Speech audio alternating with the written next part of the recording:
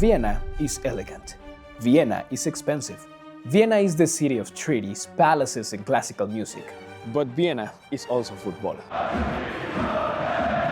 And at one point, it was some of the best football in the world. They were the cream of the cream.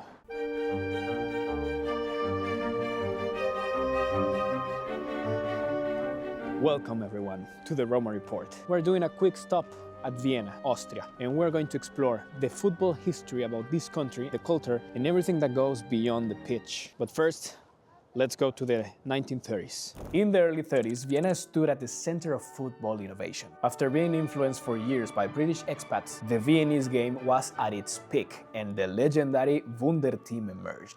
Austrian national team, known as the Wunderteam, changed how the game was played. Short passing, movement without the ball, intelligence over force, elegance. Ooh la la. This was not just a successful team, it was a footballing idea, and one that crushed powerful nations across the continent. The Wunderteam's class led them to defeat Italy in the Central European International Cup final in 1932, the predecessor tournament to the UEFA Euro. For a moment, Vienna wasn't just playing football or following football's history.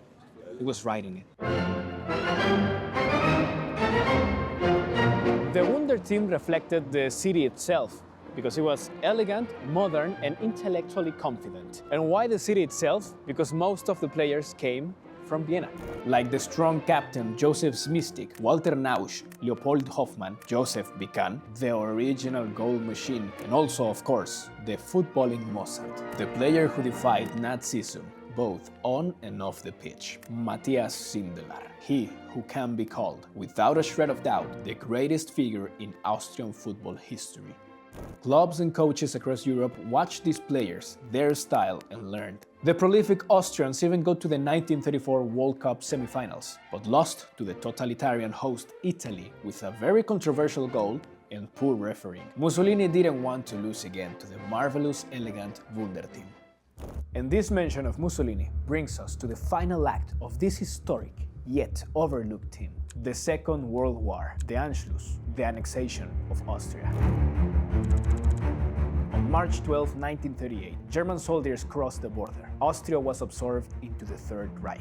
The Wunderteam vanished. Contracts were torn up. Jewish players, coaches, owners, some fled, and others were forced to wear the German shirt. Those who refused and stayed faced persecution. Such was the case of the talented Sindelar, who after refusing countless times to play for the National Socialist Party and being a firm political opponent, was found dead in his home. The cause? An alleged carbon monoxide poisoning due to a faulty chimney. But the football tyrants always forget one thing. Just as the planet turns, the ball never stops rolling. Football in Vienna didn't die. It seeped into the city's bones. And the moment the war ended, it began to breathe again. Slowly, transforming. And it reshaped itself into two opposing forces, two ways of seeing life and football. The Vienna Derby was reborn, fiercer than ever. One of football's oldest dances. SK Rapid Wien versus FK Austria Wien.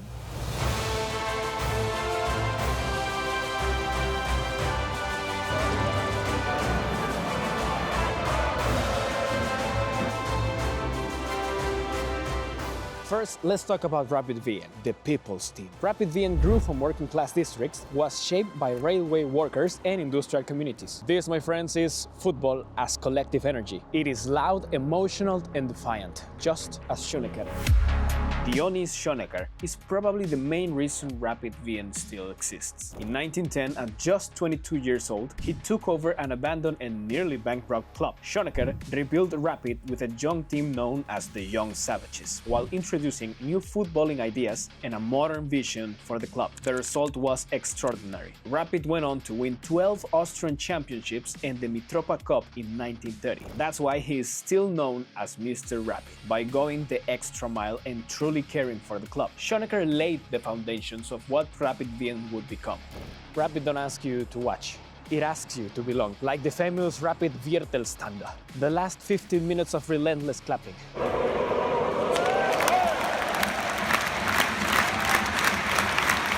It's not tradition for tradition's sake. It's belief turned into a ritual. No matter what the score is, no matter the circumstances, they always do the rapid Viennese.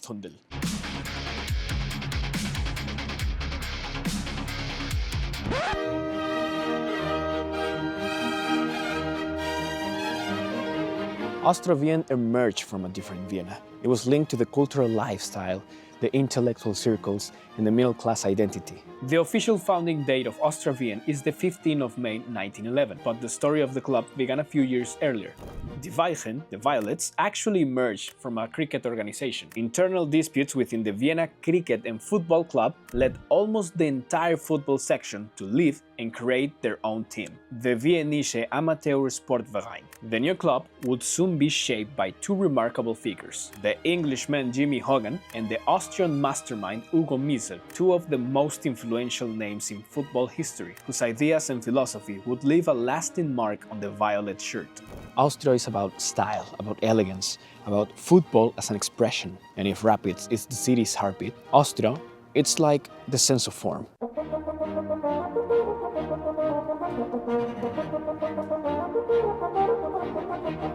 You know, this rivalry is not just about winning. It's about how football should be played and what it represents. For one side is the passion, the working class, a community. And for the other is like an expression of art, elegance, and don't get me wrong, I'm not making these comparisons to say that Rapid plays a football without intelligence or that Austria doesn't have passion, but I think it's out of question that each club celebrates more one or another. But before these colors divided the city, before the Wunderteam and the Anschluss, football already existed in Vienna. The story of First Vienna FC is one of Austrian football's great epics. Founded by English gardeners in 1894, the club was a pre-war giant, but after 1945, a long decline began. The club oscillated between divisions and competitions, becoming a strong contender in German cups and winning an Austrian league title in the 54-55 season. But from there, it was all downhill, and a fleeting return to the Bundesliga in the 90s was followed by further collapse, culminating in the club facing bankruptcy in 2017 and being relegated to the 5th tier. However, that event reignited the fire within First Vienna, sparking a phoenix-like revival driven by its community and a new co-main partner. Year by year, Vienna fought their way up the football pyramid until 2022, when they finally rose back to Austria's 2nd tier. The mission now is clear: to complete the journey and return to the top flight.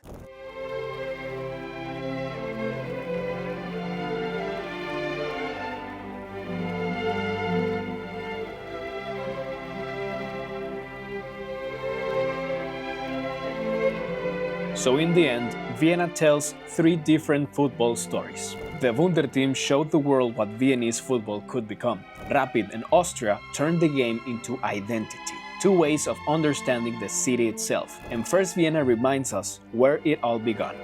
Because football in this city isn't just about trophies. It's about memory, rivalry, and origin.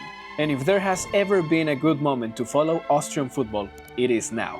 The league has entered its championship round, where the season and the city's pride are decided. Vienna may be known for its palaces, its music, and diplomacy, but if you look a little closer, you will also find the city that speaks football. This was Vienna. This was the Romo Report. And remember, football may be played for 90 minutes, but everything that matters happens in the 90+.